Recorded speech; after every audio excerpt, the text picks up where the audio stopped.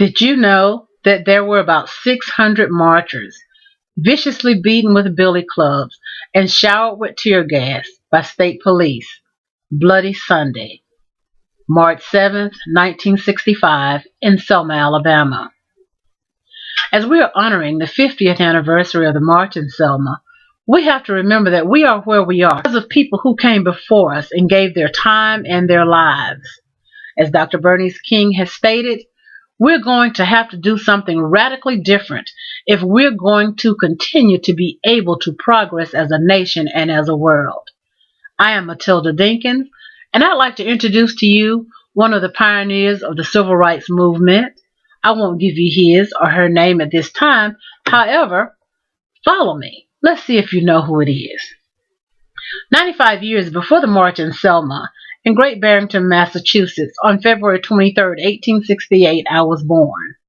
In 1883, I was valedictorian and the only black student to graduate from Great Barrington High School. At the age of 15, I entered Fisk University in Nashville, Tennessee, and in 1888, I graduated.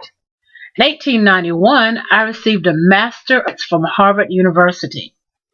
In 1895, I was the first African American to graduate from Harvard University with a PhD. From 1897 to 1910, and from 1934 to 1944, I worked at Atlanta University in Atlanta, Georgia. In 1935, I wrote a book, Black Reconstruction on America. The book received a lot of criticisms because of its attacks on the racial character of much of the American history. In 1900, I attended the first Pan-African Conference in London, was elected vice president of the conference, and wrote the Address to the Nations of the World. In 1983, I wrote a book, The Souls of Black Folk.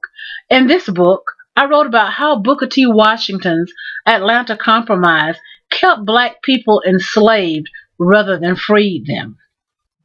I also wrote a romance, a book of poetry. I wrote The Philadelphia Negro, a book about my investigation into poverty and local racial prejudices black people faced.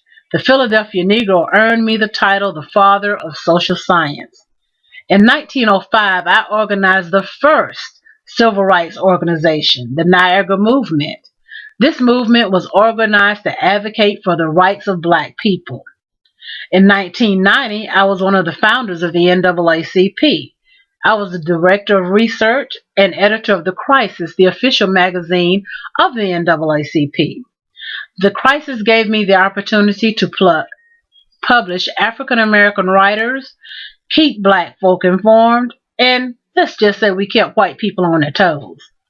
I left the NAACP in 1934 because I was committed to advocate for African American controlled institutions, schools, businesses. The NAACP was backing integration. In the years of 1950 through 1951, I was tried and acquitted as an agent of foreign power by the United States. I've traveled extensively around the world, especially in Russia and China. In 1961, I joined the Communist Party of the United States and moved to Ghana. In 1963, I became a naturalized citizen of Ghana. I've written 21 books, edited 15 more, and published over 100 essays and articles. I died August 27, 1963 in Africa, Ghana, the eve of the Civil Rights March in Washington, D.C. Who am I? I am William Edward Burghardt Du Bois, civil rights activist, leader, Pan-Africanist, sociologist, educator, historian, writer, editor, poet, and scholar. Thank you.